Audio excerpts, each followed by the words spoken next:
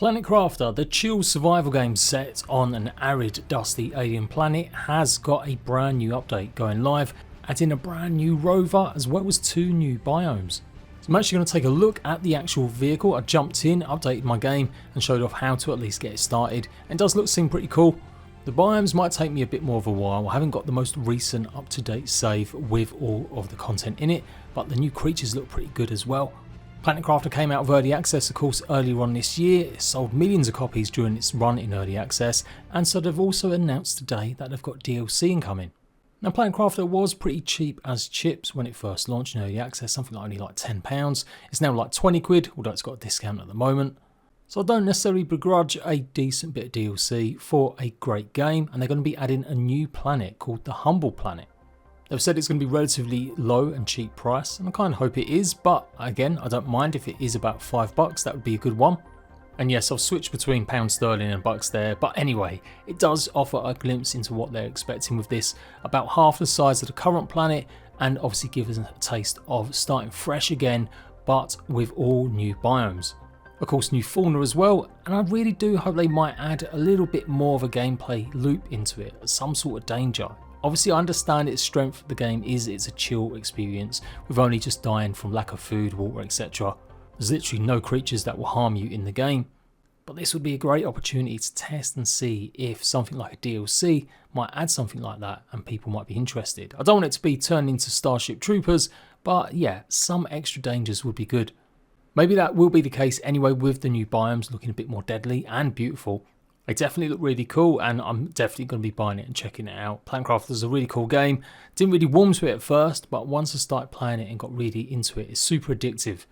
And yeah, I've still got much to do with my actual 1.0 save that I've basically started fresh again when it did come out of early access. Anywho, back to this. If you look inside your blueprints, you should find the vehicle station, and you can go ahead and pretty much start crafting your new rover. Vehicle station will need 3 aluminium, 2 super alloy and an iridium rod. It's a chunky boy as you would expect, housing your actual rover. I maybe put it in a bit of a bad spot as that little gap was annoying.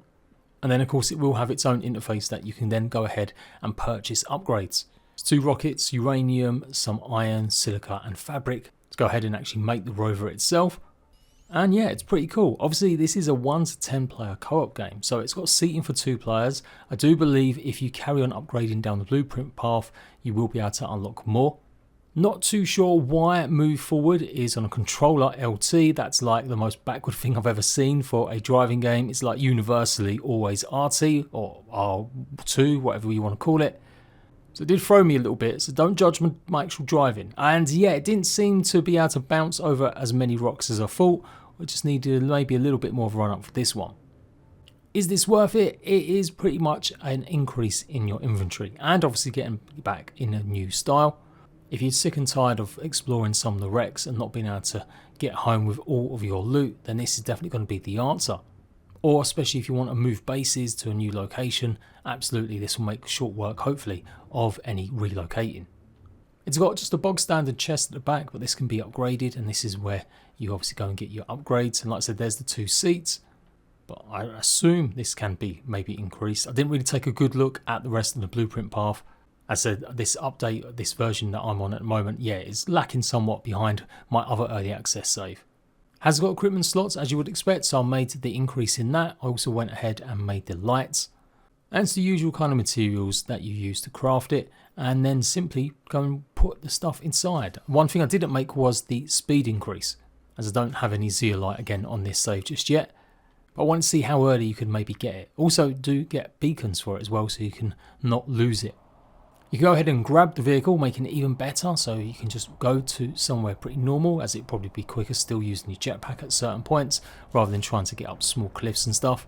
And then when you're coming back with all your loot, just put it down. Obviously here I'm increasing the inventory size from 2 to 5, and then the lights go in, as well as the increase in inventory as well. You can see I think it pretty much doubles the amount that you can hold, and I'm sure you can upgrade this even more. All in all, a cool little update for sure. Adding some new content. The biomes, like I said, I will be trying to check out. I did have a little look on the map, but then remember that the map in this game is absolutely terrible. I ain't gonna lie, I'm pushed for time at the moment with so many other games being around. I didn't get a chance to go and take a look at the other 2 biomes, the brand new ones added, but they look cool from the trailer. So yeah, very intrigued about the new DLC. Like I said, any news about when it's going to release and how much it will be, I'll absolutely guys know.